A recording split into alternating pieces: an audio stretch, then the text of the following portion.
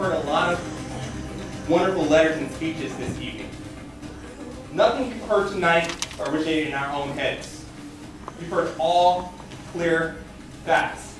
Let's give everyone a round of applause tonight.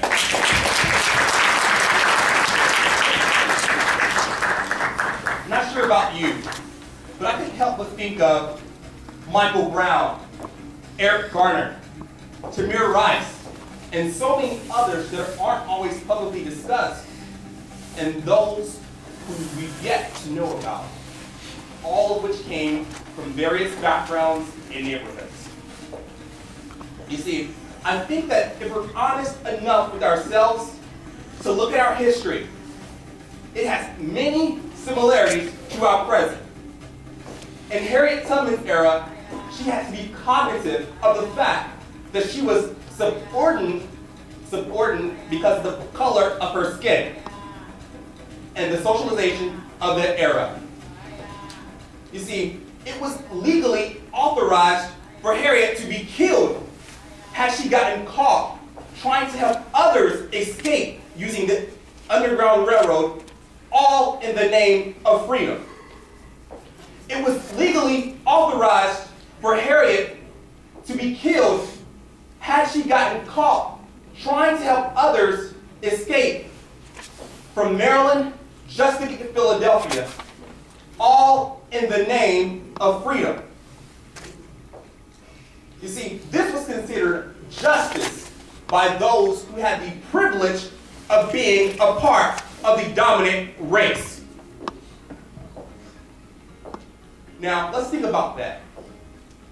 According to our Declaration of Independence and the laws of modern society, all men are created equal. all men are created equal. Now, many of us being students here on our college campus, we well know that you can legislate prejudice, but you cannot legislate discrimination. Let that marinate. So few of the many political figures and leaders that we elect into office discuss the role of discrimination, racism, and the privilege of being a part of the dominant race, and how it directly connects just to everyday living. You see, we don't acknowledge the cost of inequality because those issues exist elsewhere, and they have no relationship to color, race, or a history of racial subordination. Is it that no one sees it fit to be an issue in our day, and that somehow those issues only exist in our mind? What does that say about our free world? Yes. See, I'm actually suggesting to you that the failure to talk about the direct connection of race and inequality on the basis of color feeds the denial that is already far too prevalent in our privileged community. Now keep in mind, when I speak of privilege, I'm not speaking of material acquisition. See, psychologically, you can be a part of privilege and not have to be a part of any social class. If you certainly do not have a class privilege, you can be viewed as highly capable in the classroom, whereas a person of color does not have that favor. Even as students, we have to perform harder, work harder, because if we don't, it can be ascribed to our race. But see, for privilege, there aren't many stereotypes working against you. And as people of color, when we do wrong, we have to worry about not only are we dropping the ball for ourselves, but for all of those preceding us. What it means to be a part of privilege is to never have to worry if your existence on a college campus is to be second guessed, or if others are saying if they really belong here. See, there's one less thing to worry about. And to have one less thing to sweat in a competitive society or in a classroom is what separates success from failure, even when you are equally qualified. See, it didn't matter to the world that Michael Brown was supposed to start at Battle Rock College in Missouri just 2 days after he was killed. In that moment, he was the victim of a snap judgment. He was not privileged, he was subordinated. And if you're not a part of that dominant group like Harriet, you don't get to make the rules. You will always have to think about what it means to be outside of the bubble of privilege. To be a person of color in this country is to always, always know what the other guy thinks. It is to always know what other people think about you, because if you don't, if you for 1 minute forget, your life is endangered. But with privilege, oh, you have the luxury of forgetting. Now look in this room. Look who's around you and look who's not here. Some have the luxury of forgetting. See, the message tonight is not about guilt. It's not about making anyone feel bad. No one in this room is responsible for the entire system of marginalization. But we inherit the legacy of that which came before us, whether privileged or underprivileged. And we cannot make use of our income until we deal with our debts. Now, as a service to humanity, what are you doing to be debt-free?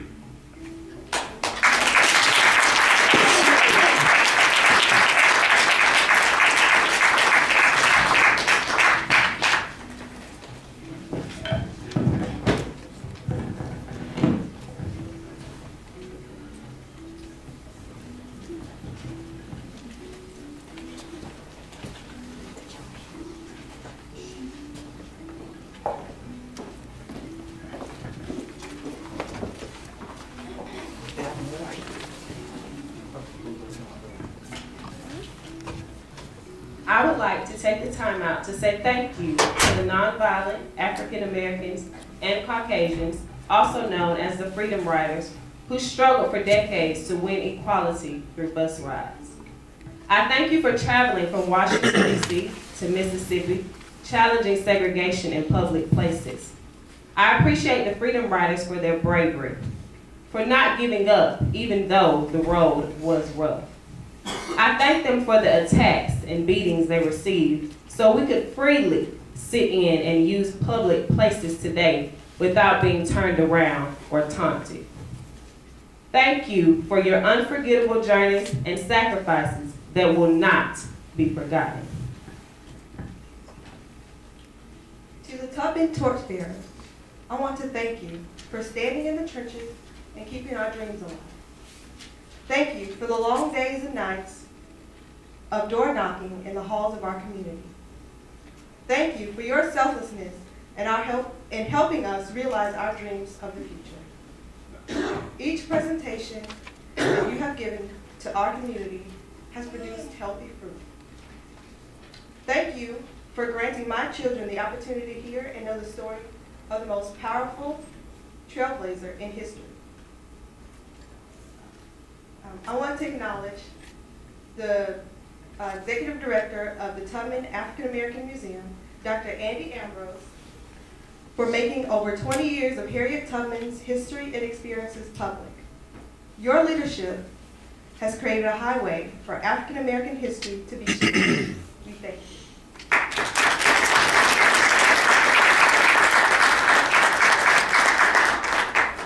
And now we thank you, Lewis Adams. We thank you, Dennis Banks. We thank you, Connor Lennon. We thank you, Carol Smith. We thank you, Jalene Walker. We thank you, Cleo Roberts. We thank you, Dr. Andy Ambrose. And we thank you, Dorothy Carter. And we thank you, Aaron Brown. We thank you, and we thank you, and we thank you.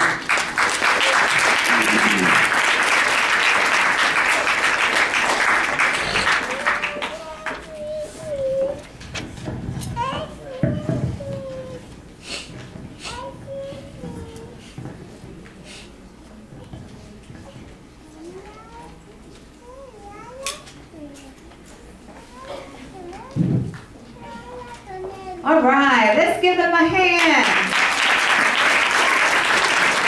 Let's give them a hand.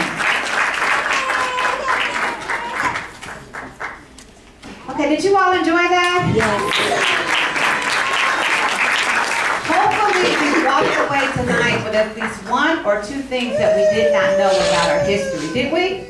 Yes. Hopefully something we can articulate out to someone else. And that's really what this was about. We just wanted to tell the story. Tell the story. Oftentimes we've heard it in other places, but until we internalize it and we do something about it, it's just words on a page.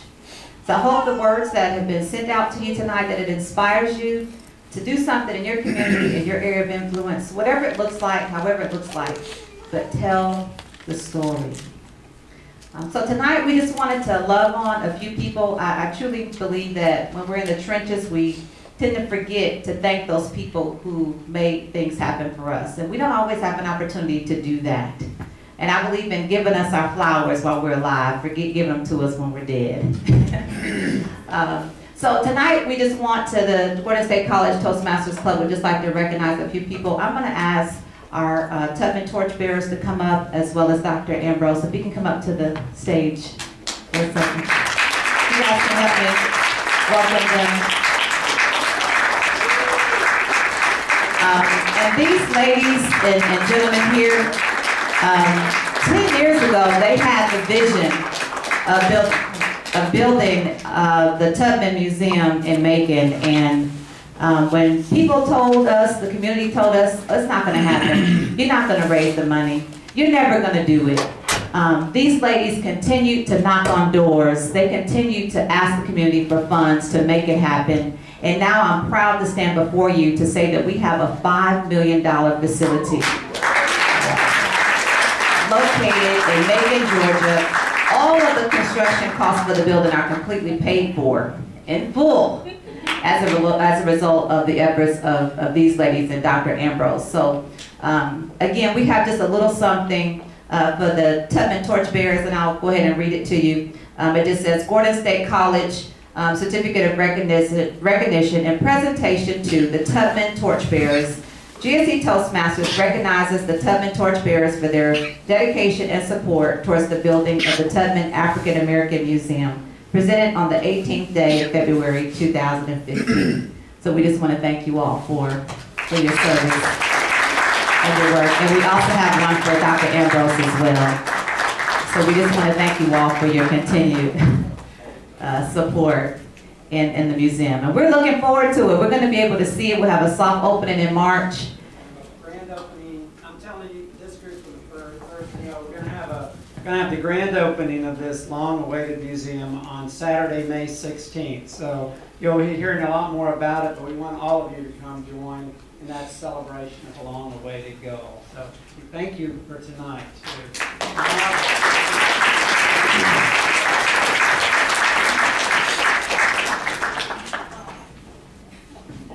As part of the torchbearers, we started back in October 2005, and we haven't stopped carrying that torch since.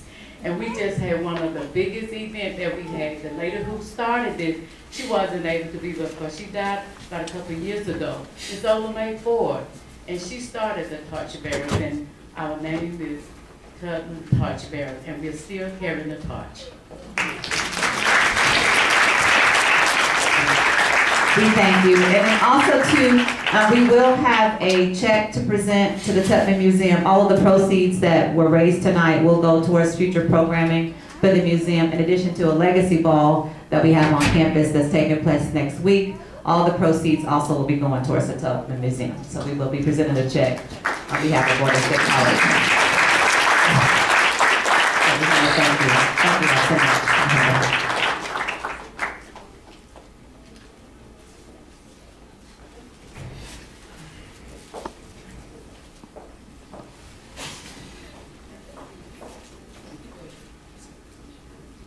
Next, I'm going to ask that our local trailblazers, Dorothy Carter and Aaron Brown, if you all can come up to the stage. Oh, yes.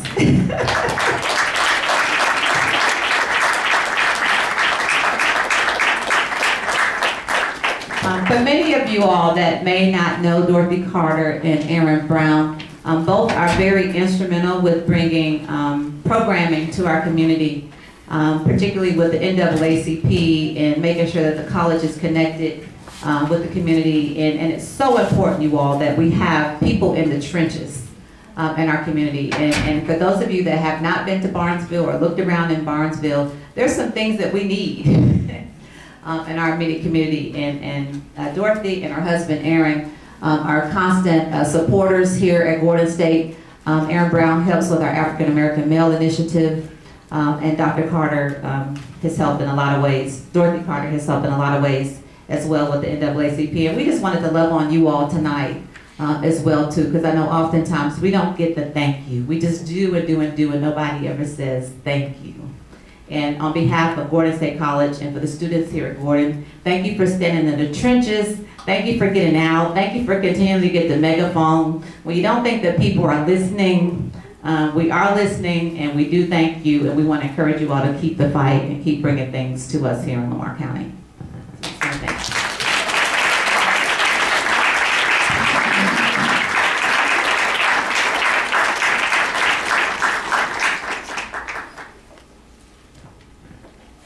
All right, so hopefully you all felt that this was worth your time. Was it worth your time?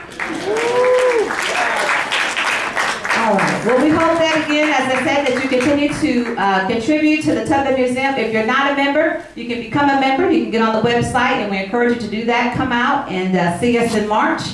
And we would love to have you all. Definitely our Legacy Ball, our African American Male Initiative. We have that coming up next week, next Tuesday, next Wednesday.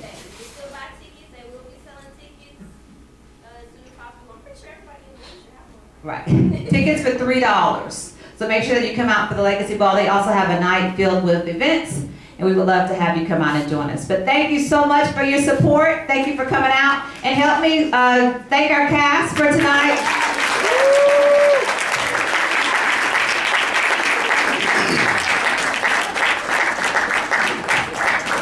Another hand. Yes, these are our Florida State College Toastmasters here.